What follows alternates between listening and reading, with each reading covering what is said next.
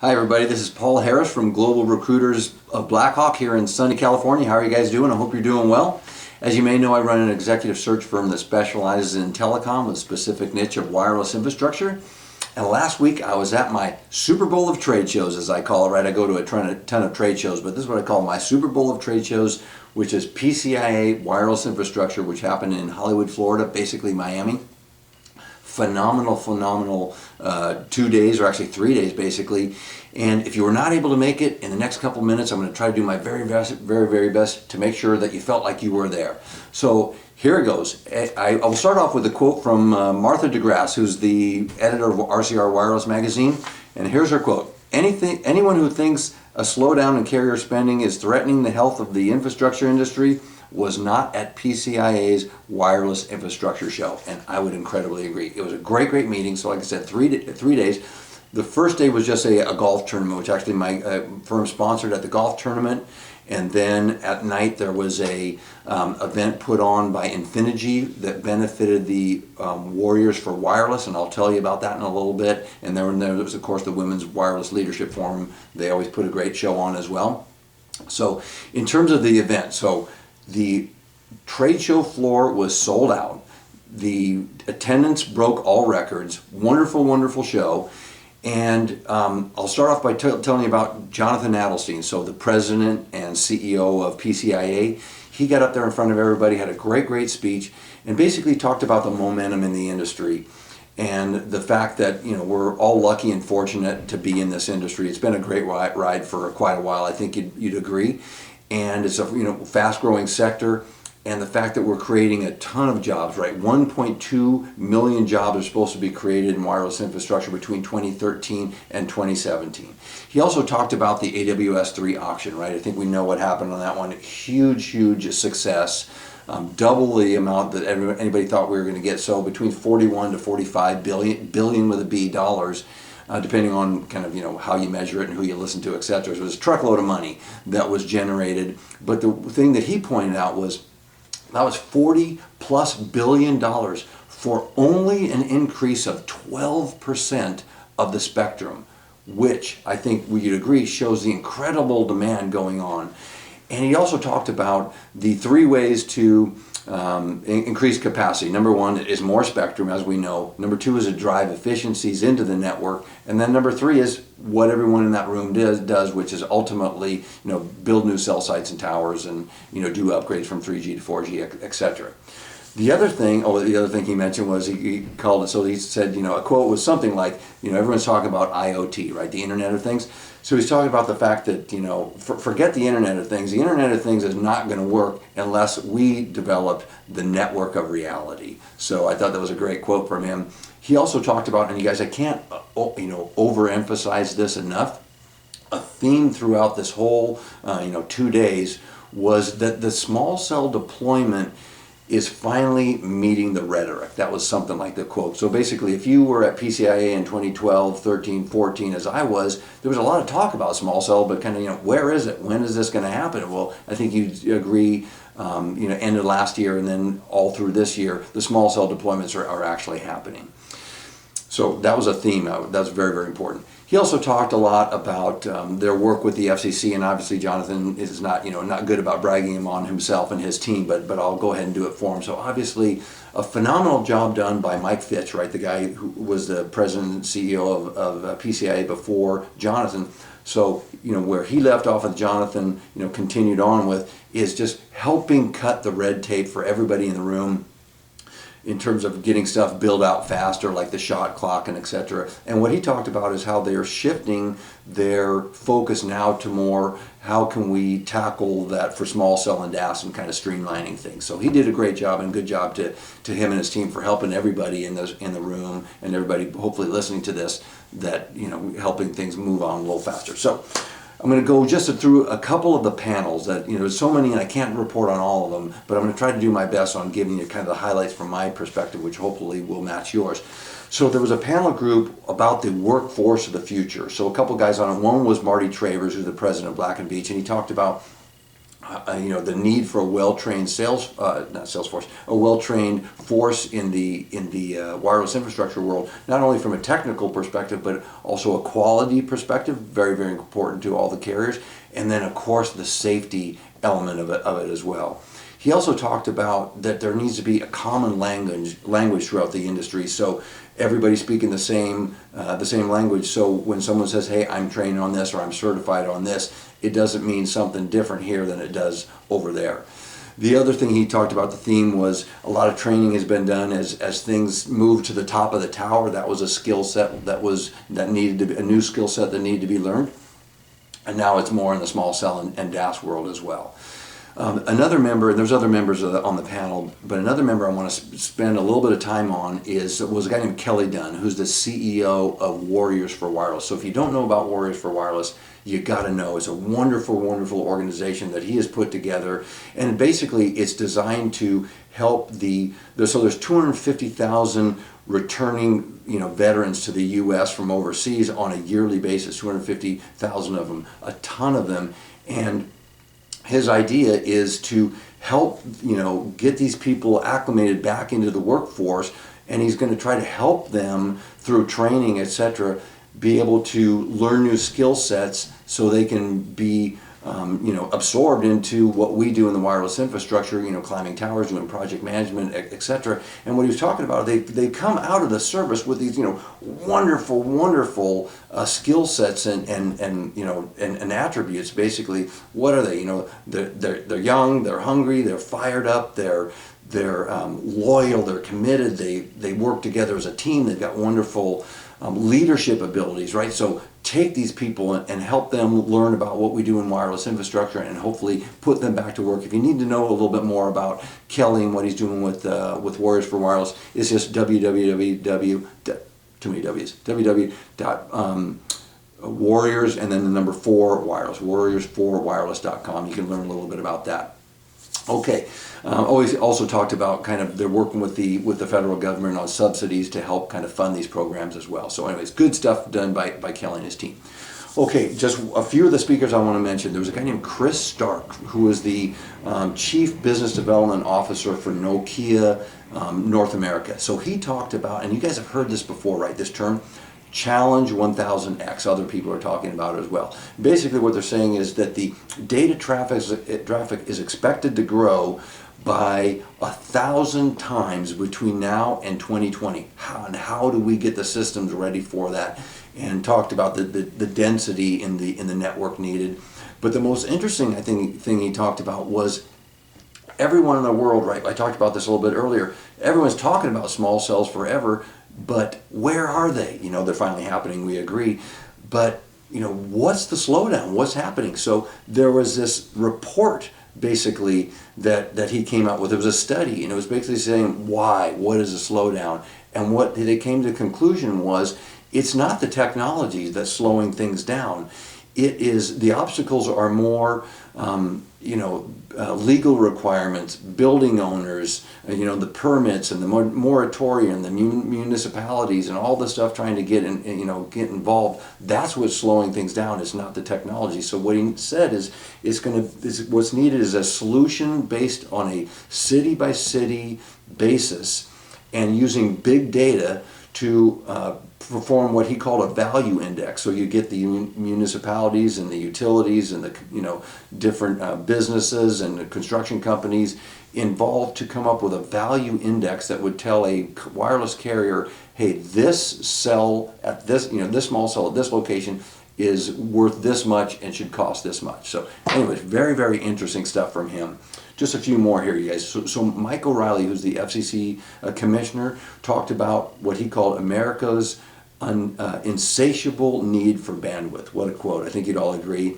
And talked about, of course, the 600 megahertz auction that's coming in 2016, basically on the heels of AWS-3, where these carriers spent $40+ billion. And what does that mean to their available cash flow for the 600 megahertz auction? So should they delay it? Should they keep going with it? Is it going to be successful if they launch it in 2016? Anyways, good stuff that we're all going to be have a ringside seat for. Another one of the speakers was Dave Mayo, who's the Senior VP of Technology for T-Mobile. And I think you guys already know what's going on in T-Mobile's world, right? They're kicking butt. They're doing very, very well, and they're nipping at the heels for the number 3 carrier position with Sprint. And so it's like, dear Dave, how do you guys do it? So basically, what he talked about is their slogan, right? The uncarrier. And basically, what they did is they took their customers' pain points and basically said, hey, we're going to knock these out one at a time, kind of like bowling pins, right? There's 10 bowling pins, we're going to knock them down one at a time, and it is obviously seems to be working. He also talked about how their plan was to start their fiber rollout in 2009, so that kind of that groundwork was laid, so to speak. So when they started LTE, everyone was saying, how did you guys go so fast on LTE? Well, it's because a lot of it was because they had the fiber already laid out and etc. So that was a part of his talk, and then and they're at 275 million pops right now, covered pops for LTE. And then he talked a little bit, I won't get into this, but he talked about the how costs in our world in general, right, are coming down, but the cost for tower space continues to go up. So I'll let Dave fight that out with the tower guys, but kind of an interesting concept. One more breakout I want to talk about, you guys, and that was the HetNet breakout. And basically, the HetNet breakout was similar to some of the stuff that I've seen at other trade shows that I've been to. And basically, the shift is coming over to the businesses and the enterprises paying for the HetNet system in their apartment complex or in their business, office space, etc. More than shifting more away from the carriers and over to the business owners or the enterprise owners, and so that's a shift that we've all heard of. The other thing is he was talking about basically, a building in the future.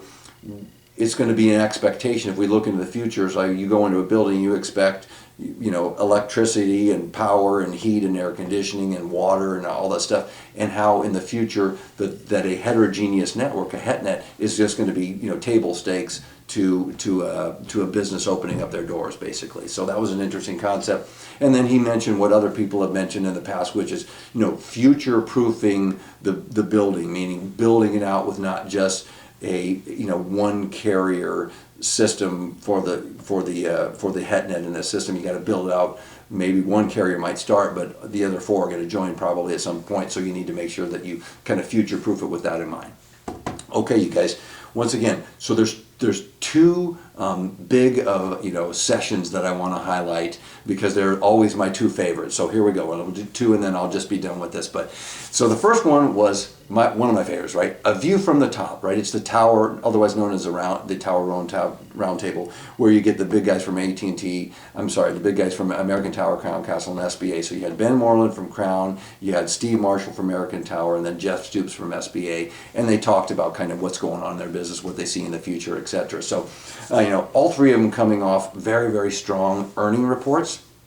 And their big metric that they measure in their world is called AFFO, so adjusted fund from operations. Other companies will look at EBITDA and etc. But these guys, they look at AFFO, and it's for guys that are in the non-tower business, it'll be more equivalent to like free cash flow. So as you know, these guys have longer term leases, so many other people in the room, right, their business might be a little more like this as, AT&T turns on the water or shuts off the water, or Sprint or Verizon or whoever. These guys have long-term leases, so their cash flow is a little bit more steady. So we talked about being a little bit more of a smoother ride. They talked about their different viewpoints on investing in international markets and all the different variables for that, and whether it's a good idea, bad idea. So that was a good conversation. And then, so Ben talked about their Crown's involvement in small cells. As you guys know, they're doing very, very well. They're spending $300 million a year in small cells. He called small cells a tremendous growth, tremendous opportunity, or a promise, I think it was the word he used. And you know what's going on, right? So Verizon is doing a lot of small cell work, and I think Crown is getting the vast, lion's share of that, so they're involved in that. Crown is also actively pursuing neutral host systems And one of the things that Ben said was that video traffic is expected to surpass the traffic of wired traffic within 1 year, which I didn't know that, so interesting. Steve talked a lot about, so as you know, American Tower is doing a lot of acquisitions. They bought Global Tower Partners, then they bought Verizon Tower, so he was talking a lot about that, that M&A activity and the integration into American Tower. He talked about our world, wireless infrastructure, having what he called a long tail of growth in the U.S., not to mention international, and how exciting the next 10 years are going to be. Jeff talked about a lot of different things, but he kind of did a great job of wrapping up kind of what's been going on with the big four wireless carriers. So, AT&T last 3 years, huge, a bunch, money spent. Sprint, doing their 2.5G and finishing up their network vision. T-Mobile with the 700 megahertz build out, and then LTE, and then Verizon has just been steady as you go. He also talked about the money from the the spectrum from the AWS-3 auction, and how that is going to benefit us for years to come as the carriers deploy with that spectrum. Okay, you guys, one more, and then I'm done. Once again, one of my favorites. I always just love this one. It's called the Wireless Investor Conference.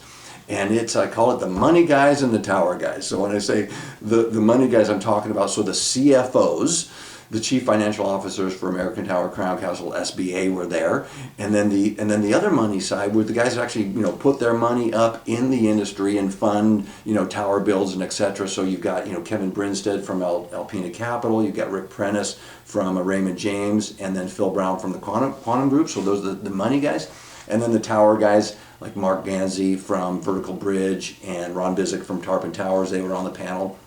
And then herding the cats, as I would say, trying to keep all because they're a fun group, right? And trying to keep, them in line, so to speak, and moderate it was Clayton Funk from Media Venture Partners. So anyways, they talked about the perfect storm continuing in their world. So perfect storm meaning, a lot of demand, the cost of capital is low, right? Interest rates are low, and then the capital spending by the big four wireless carriers. So it's been a great ride for them. Marc Ganzi talked about, I think the word he used was, frothy or something like that. In other words, I think the quote was, he's never seen this amount of available capital for tower builds and buying out tower companies and etc. So he talked about that a multiple of between 18 to 22x is usually what a tower will go for, and he's seeing stuff up in the 30x range, and that's when that's when he said it was kind of frothy, right? So interesting time in the industry. They talked about steady growth since 2008, including 8, 9, and 10, kind of during the recession, etc. How it's been good in their world, and how they expect the second half of 2015 to be really, really strong. Crown talked about having a 30% year-over-year growth in small cell, and he called it the next wave of growth. And then just about Verizon continuing to build hard in that world, and then once again the Sprint being the wild card. And you guys, that's another theme that came out of this out of PCIA in general, which is what is Sprint going to do and when are we all going to know about who's going to win bids and etc. and what are they going to do with their network? Is it going to be macros? Is it going to be small cells, etc.? We're all waiting, and none of us know at this stage of the game. They talked about their ground leases being 75% of their total cost, which I didn't know, right? Ground leases, 75% of the total cost of the big three tower companies are ground leases. They talked about the difference between the amount of tenants on macro towers versus, outside, ODAS, as we say. So 2.5 tenants per tower, and only 1.1 for ODAS. Then Jay Brown from Crown came up with what I thought was maybe the quote of the day, which was, and I've said this before because people are worried about slowdowns and speeds up and everything, and this kind of crazy ride that we go on. And he said, you guys, consumers will continue to drive demand, and that's what I say to people when they say, oh, did you hear Joe Blow got laid off or whatever? And I say, he'll be back to work soon because these kids are not going to stop downloading, doing their YouTube videos and FaceTiming with their grandparents and all this stuff. So the big four have got to continue to build the system out. And I think he summed it up with consumers will drive that demand. So you guys, that's it. It was 3 wonderful days. It was a great, great show. The next 3 trade shows for me are going to be DAS and Small Cell Congress in June, and that is in, where is it? New Orleans. And then CTIA, of course, in Las Vegas, and then HetNet Forum in October in Southern California. So I will be reporting back after that. But in the meantime, you guys, I hope this was helpful to you. Thank you so much for listening, and I'll talk to you soon. Bye-bye.